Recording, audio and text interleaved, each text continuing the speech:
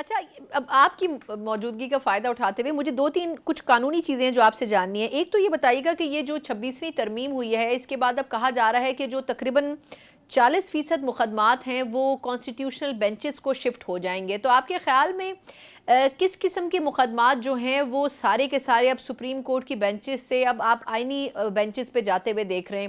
اور کیا ایسی کوئی پاسبلٹی آپ کو لگ رہی ہے کہ منصور علی شاہ صاحب یا جسٹس منیب اختر صاحب اس بینچز کا حصہ بن سکیں گے؟ ان کا سٹیٹس کیا ہوگا؟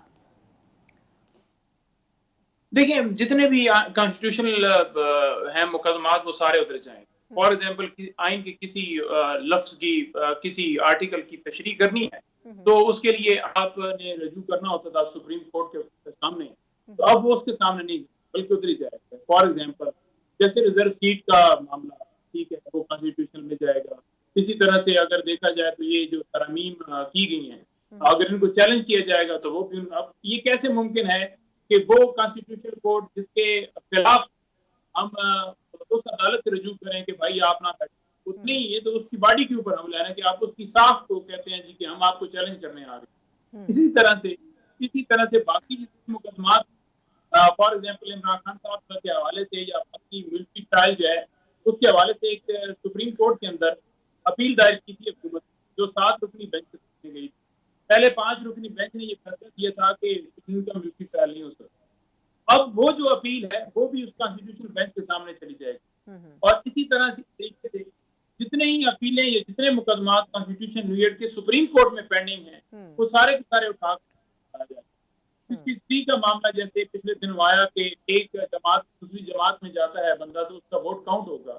تو اسی طرح کی نوعیت کے یا باقی 90 دن کے اندر الیکشن ہونا ہے وہ چیز ایک ایک چیز. اب ہر چیز جتنے امپورٹنٹ معاملات ہیں میرا خیال میں نکاح طلاقوں والے یا کسی کے کرائے کے مکان کا کوئی مسئلہ ہے وہی سپریم کورٹ کے پاس رہ جائیں گے. یا کوئی 302 کا کرمنل میٹر ہے کسی نے مرڈر کر دیا ہے 324 کر دیا ہے. اس کے علاوہ باقی تمام مقدمات جو ملکی لیول کے ہیں جو آئینی نوعیت کے معاملات ہیں صوبوں کے معاملات وہ سارے کے سارے آئین کے اوپر حملے کے ہیں یا کوئی بھی ایسی چیز وہ سارے کے سارے سپریم کورٹ میں کانسٹیٹیوشنل بینچ کے سامنے چلے جائیں گے.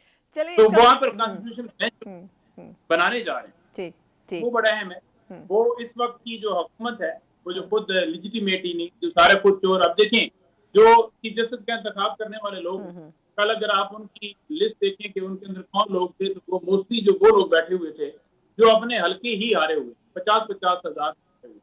وہ لوگ چیف جسٹس کا انتخاب کر رہے ہیں اور وہ کیا انصاف کرنے والا پھر چیف جسٹس انصاف دے پائے گا ملک کو؟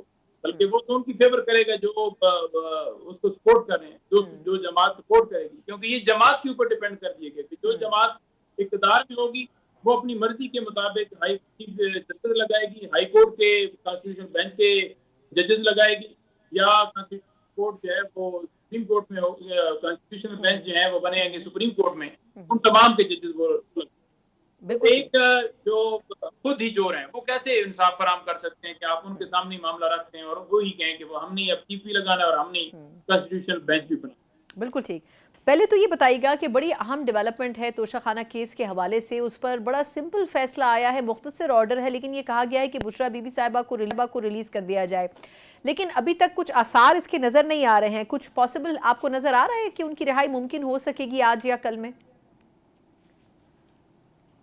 دیکھیں بہت شکریہ آپ نے موقع دیا. دیکھیں پہلی بات تو یہ ہے کہ بشریٰ بی بی صاحبہ جو وہ ایک باپردہ خاتون سیاست سے ان کا کوئی تعلق نہیں ہے گھریلو خاتون اور صرف انہیں اس وجہ سے وکٹمائز کیا جا رہا ہے کہ جناب وہ عمران خان کیا. نمبر 2 بات یہ ہے کہ آپ ان کی بہنوں کے حوالے سے دیکھیں کیونکہ بہنوں کو بھی مختلف مقدمات میں خان صاحب کی بہنوں کو بھی ڈالا اور وہ بھی اس وقت جیل میں. اسی طرح اگر دیکھ لیں پوری پارٹی کے اوپر اسی طرح سے جو ہے وہ کریک ڈاؤن جاری ہے. ہمارے 1000 سے زیادہ ورکر اس وقت اسلام آباد اور پنڈی سے جو گرفتار ہوئے تو یہ سلسلہ بند نہیں اور یہ سلسلہ جاری ہے.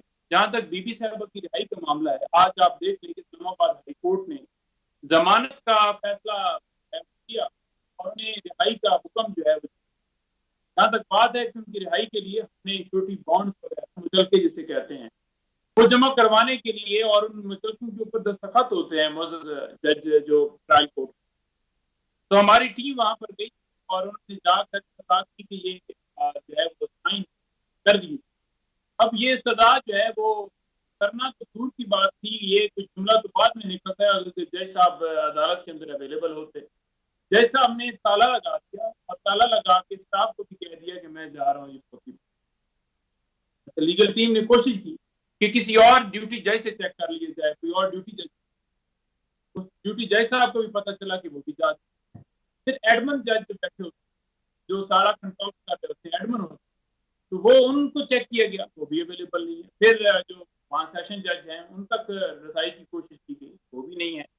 تو مطلب جتنے ججز تھے وہ تمام کے تمام صرف یہ کہ مچلکوں کے اوپر دستخط نہ ہو، کوئی نہ کوئی بہانہ بنا کر فوتکی کا یہ وہ ووٹ کے، ٹھیک ہے آپ فوتکی پر جائیں، جنازے سے بڑے ضروری ہیں، آپ کے رشتے دار دوست احباب اور کوئی رخصت ہوتا ہے دنیا سے تو ڈیفینیٹلی پڑھنا بھی چاہیے، لیکن جہاں تک بات ہے کہ زندہ لوگ آپ کو دیکھ کیا ان کے لیے کسی ایک جج کو آپ نہیں چھوڑ سکتے تھے کہ وہ کل فاتحہ پڑھ لے اور جناب ان کی جو ہے وہ دستخط چل کے آنے ہیں، ان پر دستخط کرنے اور ان کی رہائی ہو سکے۔ آج بی بی صاحبہ کی افسوس کے ساتھ رہائی نہیں